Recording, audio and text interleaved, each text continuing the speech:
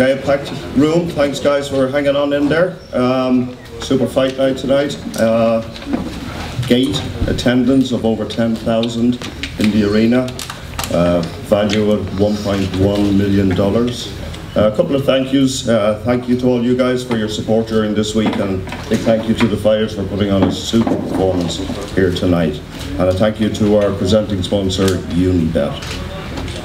Fight of the night, Dennis Seaver versus Charles Russell.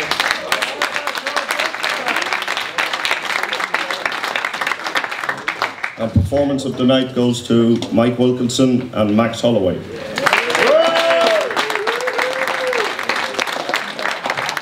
Okay, questions?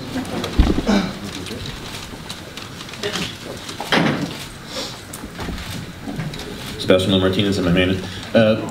There have been a few, there were some minor controversies regarding some of the officiating, late stoppages, some of the judging. Could we just get your overall impression? Well, I think my impression wouldn't count for anything. We've got a governance body here in Sweden which do a fantastic job in managing the sport. They appoint the judges, they appoint the referees, so it's not the UFC. I think if you wanted to ask some of the fighters that question, see what their opinion is. Well, could we just, in that case, for example, Max, some people have been critical of that stoppage. Did you feel that it was late? Definitely. I the second time I dropped him and then I punched him like 3 times. Usually it's like 3 times when they don't defend, like it's over.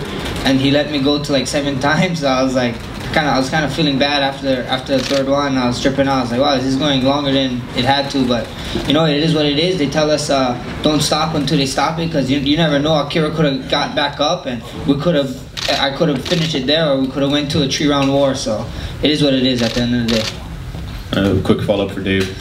Some fans have been speculating online that because of some of these minor controversies that might deter the UFC from coming back. Could you confirm or deny that? But it won't stop us from coming back. We love Sweden. We've had a great week here. Been welcomed by fans, the whole city, the stadium, and we've had a fantastic time, and we'll definitely be back. We love you. Thank you. And just last question for Charles Rosa. I don't think a lot of people perhaps weren't giving you a shot coming into this fight. You come in, put on fight of the night in your UFC debut, and many of the media members were hoping and waiting for you to be able to come in for interviews as well. Could you just give us your thoughts on the fight and what it was like to make your debut in such a spectacular fashion? Admittedly you lost, but it was a great fight. Yeah, yeah, I'm definitely not happy I lost the fight. I went in there, took the fight on 5 days' notice, and I went out and fought my heart out. Dennis Seaver is super tough, one of the top guys in the world, so I expected him to be tough, but I really felt fully prepared. There's no excuse why I lost. I went out, I fought my heart out, and I have no regrets of how I fought. There's a couple minor things I think I could work on. I think a training camp would help, but Dennis Seaver is tough, so hats off to him. Thank you very much. Great fights, all of you. Just a quick follow-up with Dave. Do you have an exact attendance number, or is it just over 10,000? Is that what's going to be reported? It was 10,026, I think. Okay, perfect. Thank you. Just over. Just for the record, I appreciate it. Start with Rick's story. Obviously came into this fight as a big underdog. A lot of people were saying, there was going to be too much of you. Fantastic performance. Do you feel like this is the best performance of your career, and maybe the most important one of your career? Thank you. And at this point, every performance is going to be one of the most important for my career. Trying to get up to the title shot, you can't take any bumps in the road. I can't take any more losses. I've lost too many times, and it's hard every single time, so it's just easier to win. That works. And let me ask you about the scoring. When you're standing there waiting to get your hand raised, I know you guys were celebrating. I think you all felt pretty confident. And then you hear it's a split decision. What's going through your head at that moment, and what do you think of the scoring? When I first heard it, I was shocked, and the first thing that ran through my mind was Mike Pyle and Kelvin Gastelum. It's the first thing. The Mike Pyle fight, I thought I won, but I didn't. And then the Gastelum fight, that one was really close. you know, I'm happy with what happened in that fight, and I was happy with my performance. But in my head, it shouldn't have been a rocky road. I should be on like a 5-fight win streak right now. So when the first scoring was called, I just didn't want the thing to happen. I knew in my head that I had to have won, but with some of the judging, it's never for certain. Thank you. If I could talk with Max, please. Obviously, a great win for you as well. It did seem like he was having some success early. How did you think things were going? Did you have to make some adjustments on the fly, or did it pretty much work out the way you thought? Thank you. And yeah, you know, he was a little faster than I thought he would be, and he caught me with some overhands, but nothing that really hurt me. It was frustrating. I was honoring his takedown too much. You know, I thought he really was gonna try and take me down early and fast and hold me there, but you know, he wanted to stand, and he kept standing, and the fight ended the way it ended. Yeah, obviously 4 wins, 4 finishes this year, a nice extra paycheck in your pocket. So what sounds best to you, to try to keep the momentum going, maybe squeeze one more in before the end of the year, or do you feel like it's time for some time off? You know, I'm gonna sit down in my camp, see what happens, see if UFC calls, whatever they want. You know, if they want me one more time before the end of the year, I'd love it. But if they give me time to have a vacation, I'd love that too. You know, we see what it is, and I'm just here to collect checks, man. The more money, the more better. So just lastly, if I could, for Magnus, please, tell us what was going through your head in the second round. What do you remember of it? You know, how were you feeling at that moment, and how did you gut it through? Yeah, actually, I don't remember much now. My coach told me I got knocked down in the second round. I didn't even remember it. So it was a good shot, but I came back from it and just continued forward. So yeah, it was a nice feeling.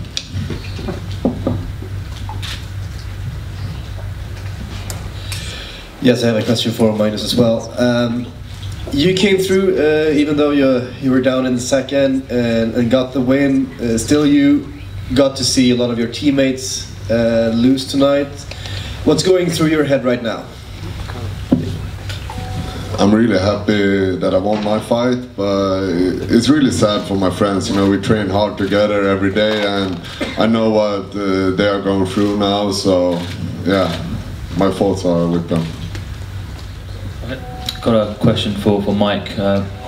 Mike, we spoke this week, and you know, you told us, you know, how you've been battling through, you know, injuries and just being depressed the entire year, and to come here with a fantastic knockout, it looked like you were feeling euphoria. Can you just talk us what it felt like to be in there tonight? Yeah, it felt amazing. Obviously, I've had a tough year, but with my coach Darren, he's kept me positive. I've been in the gym every day, learning new things, and I knew tonight was the night. I visioned it already.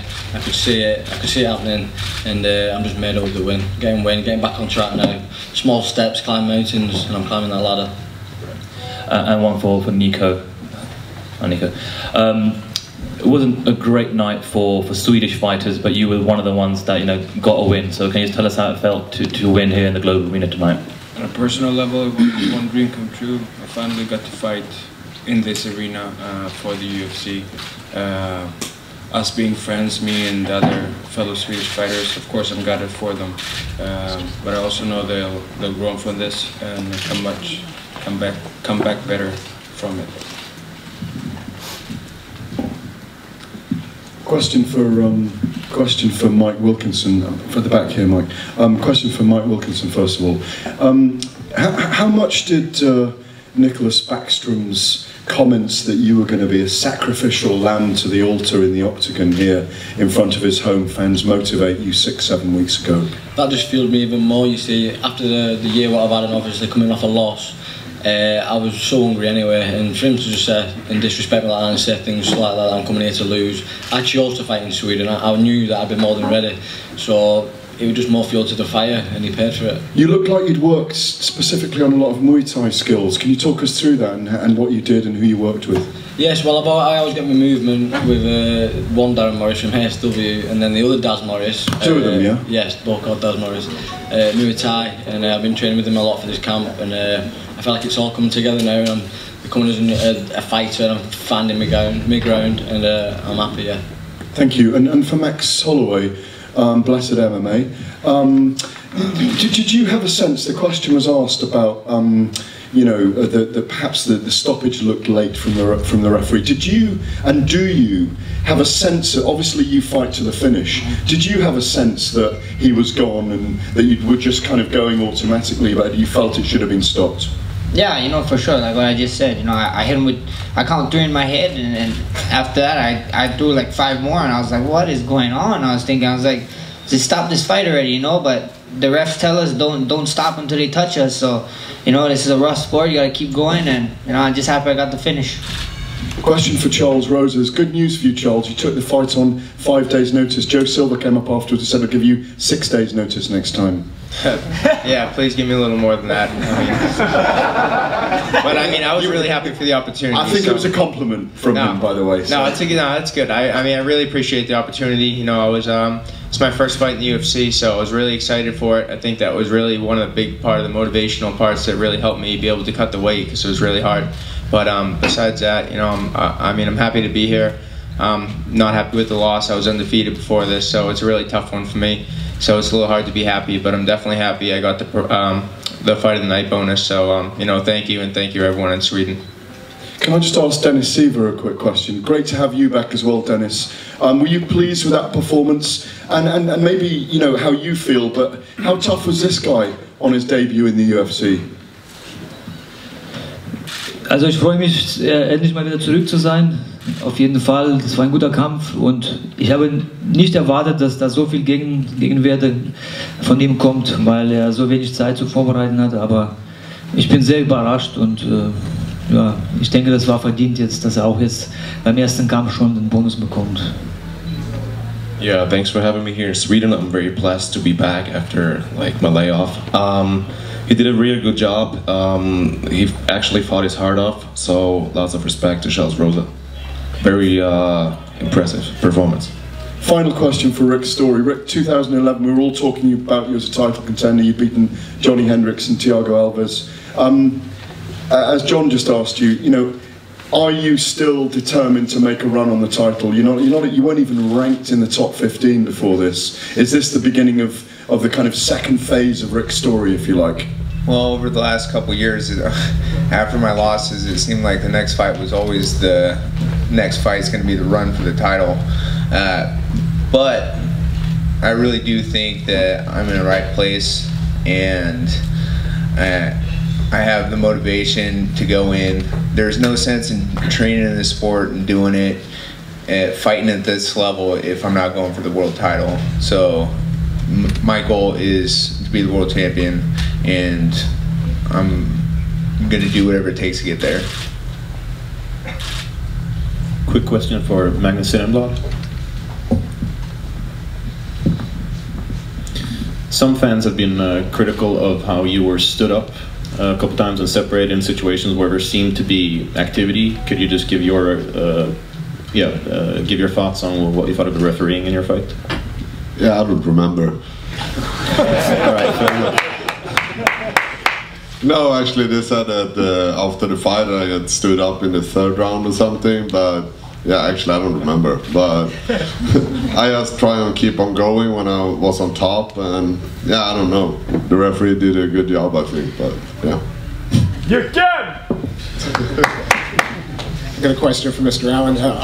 There's no secret, there's a few fighters on this card from different parts of Europe, the Russians, the Polands, and we know the UFC is looking to expand its Europe. How important is it that some of those guys put on performances tonight, and does it make it easier to justify going into those countries? I think that all of the fighters from all of the countries, the Swedish guys put their heart into it, Polish guys with some Russians on the card as well. Yeah, the sport is growing right across Europe, so every different market, there's new people coming up, new camps being trained, so we are looking at a number of different options for next year, and news on that will come out in the next couple of weeks. And for those people that might be critical of that, the fact that perhaps, you know, there's not a John Jones here, what do you have to say to them? Because obviously we're making stars of the future as well. With these guys up on stage are the stars now, and we're going to get more and more Europeans at the top of the food chain. For those people that kind of hate on cards like this a little bit, do you have a message for them?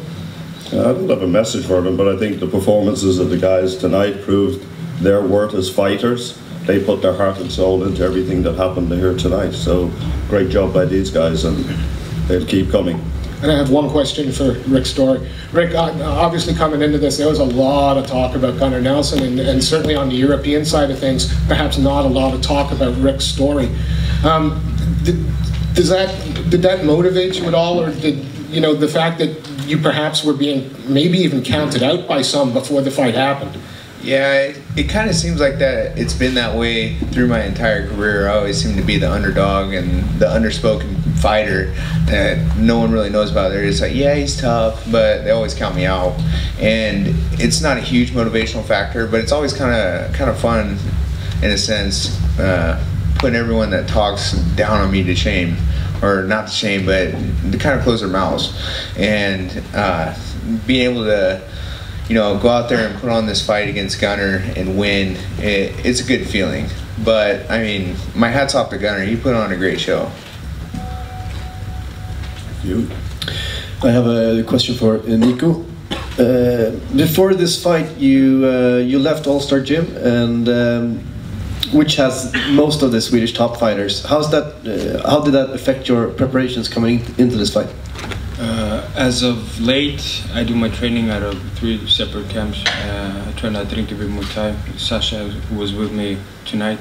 I train with Kent at Trana Jiu-Jitsu and do my wrestling at Brotta Klubben Aten with Niklas Bergman. Right now, I feel like I'm in a good place, or in good places, and the training has been top notch, and we pulled it off tonight. Question for you, Mr. Allen. There were talks about you going to Turkey in November, but there's been no news about it, and I assume that the event has been cancelled. Can you update us about that? Yeah, we had a thought to go to Turkey. A number of different things just happened, logistical, operationally. There's some political unrest maybe in the region as well, and we felt that we want to look at that in a different way. So we built our calendar around next year, and let's see where we land. We would love to go to Turkey. We'd love to go to Istanbul. There's a number of things have to line up to make sure that it happens correctly for us.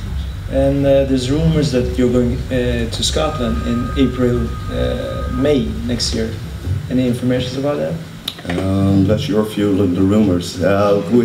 We will announce it. Stay tuned. In the next couple of weeks, we're going to hopefully be able to announce our full roster. The one thing that I can tell you is we're going to have more fight nights in Europe next year than we've had this year. One last question. Mr. Cook announced that there was supposed to be some kind of Ultimate Fighter in Europe, and that UFC is going to announce more information about that in the future. Any information about that? Just still work in progress. There's a lot of things that have to be put together, but we really want to run a version of the Ultimate Fighter out of Europe, and we've got some great conversations that are getting close to finalization, yes. So that's not a rumor.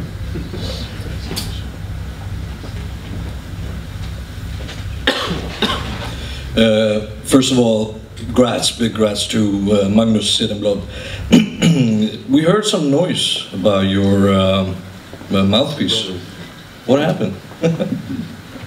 Yeah, he kicked me in the face, bastard. So it got broken. He got to repay me later. It was, truly interesting to see you with such a stellar performance. I mean, you went through these 3 rounds, and lately in social media you've been talking a lot about not being content and just really wanting to win. How have you changed, evolved as a UFC fighter from your very first fight up until now? I developed as a fighter since my first fight here, and also the mental game. It's I have 15 fights or something. I learn every fight. I'm getting better, and today I felt really good getting into the ring and all the preparation before. As you said, I had a feeling that I really just wanted to win, and that was the only thing that went through my mind in the second round and the third round. It was just continue going, continue winning, and I was not scared of losing. I just wanted to win really bad, so I just kept going forward. And finally, is there any specific opponent you see as your next natural, stepping stone? No, actually, I have no idea. So, whoever they put in front of me. A question for Mike Wilkinson again. Mike, what did you make of Nicholas Backstrom grabbing the microphone at the end of the fight? Do you recall that? Yeah, I remember. It's really disrespectful again, and it's a bad part on himself. Obviously, he don't look good. Obviously, being live on television in front of millions of people. Thank you. Question to Mike and Max. Both of your stoppages, people are saying they were very late, but they were both refereed by Swedish referees, and you're in Sweden. It's appointed by the Swedish Commission. When you saw that beforehand, did it play on your mind that you're fighting a Swedish guy in Sweden, ref by a Swedish guy? No, that didn't bother me at all. I knew what I had to do, obviously, and then when I got the knock, well, obviously when I knocked him down, he was still out, but obviously, like Max said before, you're just going to keep going till the ref pulls you off. And Max? Because your stoppage was the one that people were most given off about.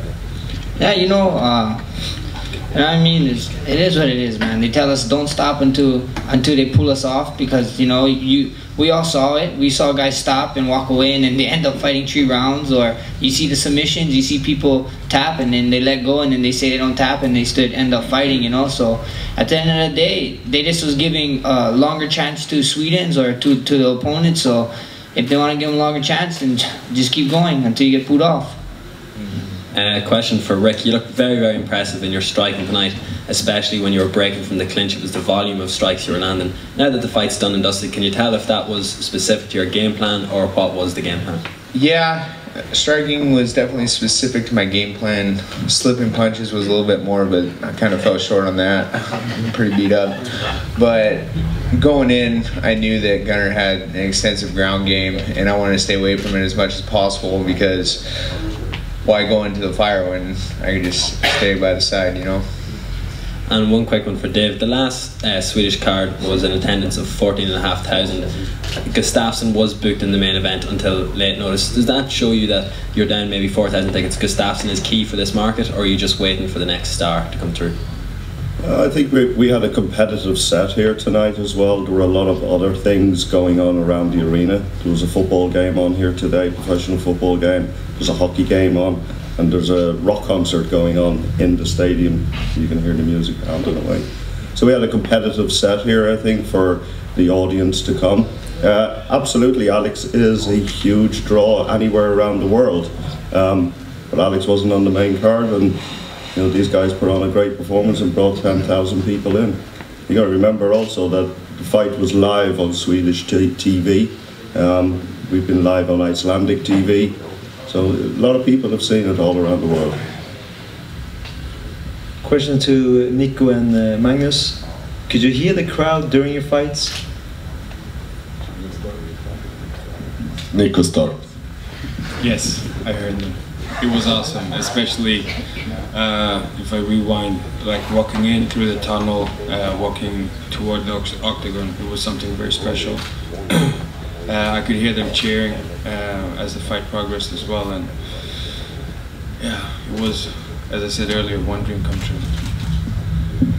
Yeah, actually it's amazing fighting in front of your home crowd. Unfortunately I was rushed out, so I didn't hear so much in the beginning, but in the beginning of the 3rd round, when they really started to scream my name, it was just crazy. It was an amazing feeling. I can't describe it. Last question to both of you. Will we see you at MMA Panelen on Monday? That's a TV show.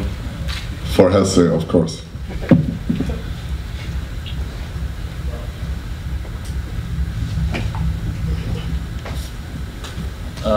Question for Charles, Max and Rick.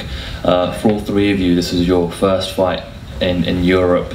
So can you just talk about what it's, the experience here, and if it's something that you want to do in the future again and fight in Europe? Yeah, absolutely. I mean, first off, it was my first fight in the UFC, so that was really the big thing for me. I mean, this has always been my dream, something I always wanted, and finally got the opportunity.